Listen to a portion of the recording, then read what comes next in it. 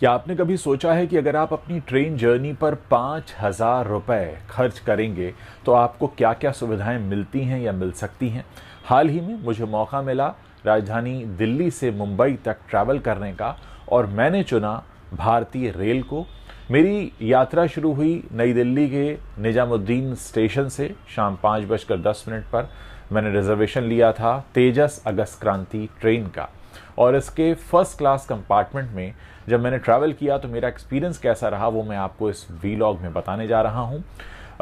देखिए, अब काफ़ी कुछ बदल चुका है राजधानी के। अगर आप तेजस राजधानी के फर्स्ट क्लास में अगर आप ट्रैवल कर रहे हैं तो आप जब स्टेशन पर पहुंचते हैं तो स्टेशन मुझे काफ़ी साफ़ सुथरा दिखाई दिया। एस्केलेटर्स चल रहे थे। 5:10 की ट्रेन थी, वो 4:30 आकर प्लेटफॉर्म पर लग गई और प्लेटफॉर्म पर लगने के बाद करीब 15 मिनट के बाद 4:45 इसके जो डोर्स थे वो ऑटोमेटिकली ओपन हो गए। और फिर जब मैं अंदर दाखिल हुआ तो मैंने देखा कि जो फर्स्ट क्लास का कंपार्टमेंट है वो पूरी तरह से कारपेटेड है। जो टेपेस्ट्री है वो बिल्कुल नई तरह की है और जैसे आपके घरों में चौड़े और आरामदायक सोफ़े होते हैं बिल्कुल वैसा ही कुछ सीटिंग अरेंजमेंट मुझे दिखाई दिया। एक केबिन ऐसा भी था जहां पर कपल के ट्रैवल करने का अरेंजमेंट था, यानी सिर्फ 2 सीट्स थी, 2 बर्थ थी और मैंने जिसमें यात्रा की वहाँ पर 4 यात्री बैठे हुए थे।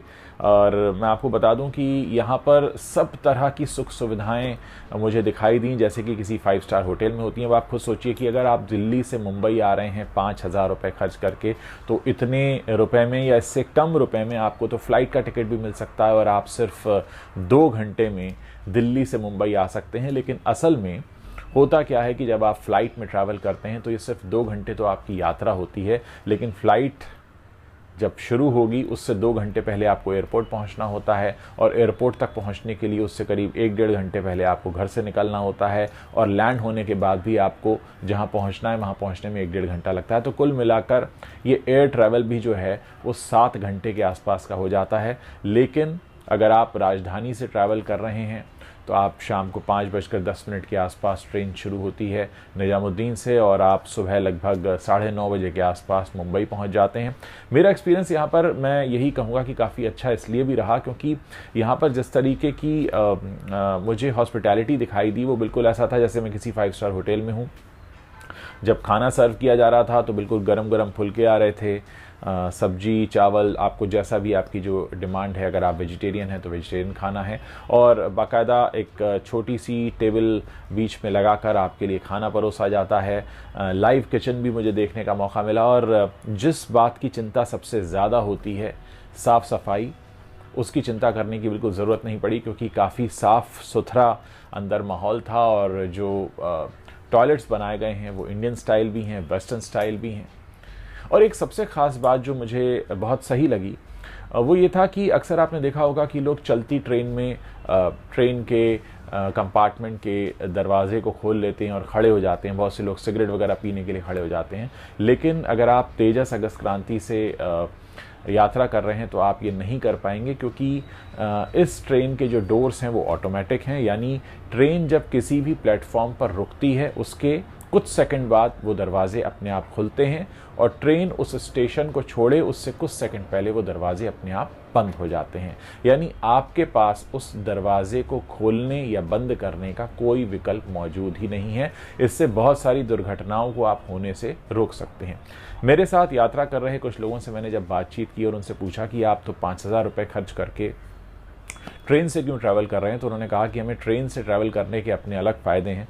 जैसे एक तो हम कभी भी आउट ऑफ नेटवर्क नहीं होते, हम हमेशा अपने परिवार के, अपने दोस्तों के संपर्क में रहते हैं। हो सकता है कोई इमरजेंसी हो जिसमें हमारी आवाज़ की ज़रूरत हो, हमारी सलाह की ज़रूरत हो। और दूसरा ये कि आप आराम से सोते हुए जा सकते हैं और ये बिल्कुल किसी 5 स्टार होटल के कमरे जैसा ही होता है।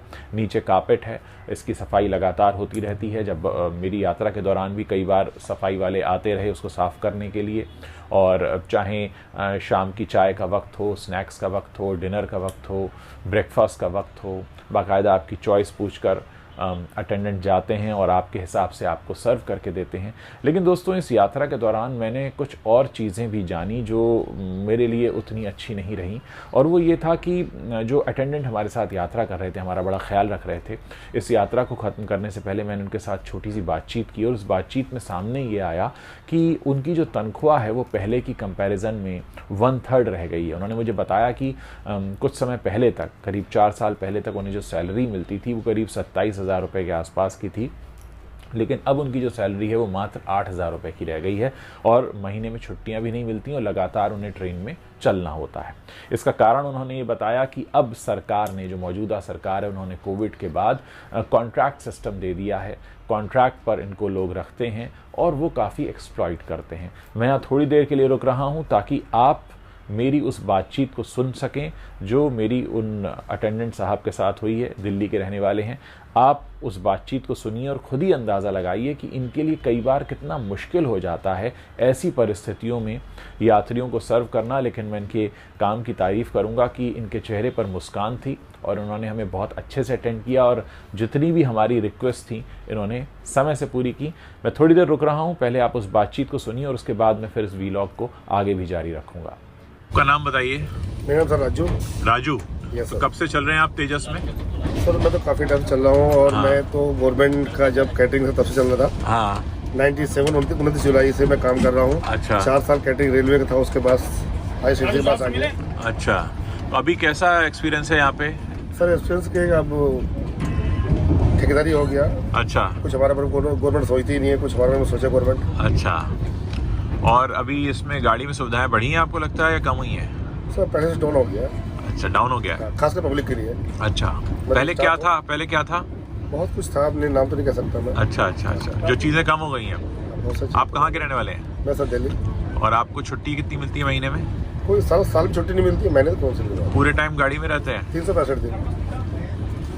क्या चाहते हैं आप? छुट्टियाँ मिलनी चाहिए हफ्ते में? कुछ नहीं है, जो पहले मिलती थी? मिलना चाहिए। पहले मिलती थी? हाँ सर, पहले जो गवर्नमेंट था डिपार्टमेंट के अंडर में मिलती थी। हाँ, एक चक्कर लगा, एक चक्कर छुट्टी मिलती थी। अभी कब से छुट्टियाँ नहीं मिल रही हैं आपको? कितने सालों से? ठेकेदारी हो गया, ठेकेदार कोई छुट्टी नहीं है। कब से हुआ? ये अभी हुआ ना, कोरोना के बाद से? हाँ जी। अभी तो काम करना करो, नहीं करना जा सकते हो, कोई दिक्कत नहीं। बाप कोई बुलाने नहीं गया, घर से बुलाया कोई बुलाया नहीं है।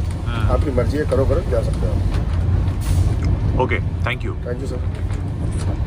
तो सुना आपने, ये जनाब कैसे अपना दुख दर्द बता रहे हैं, और बातों ही बातों में मैंने इनसे पूछा कि आप 1997 से ये काम कर रहे हैं, इतने साल के दौरान आपको सबसे अच्छा रेल मंत्री कौन लगा?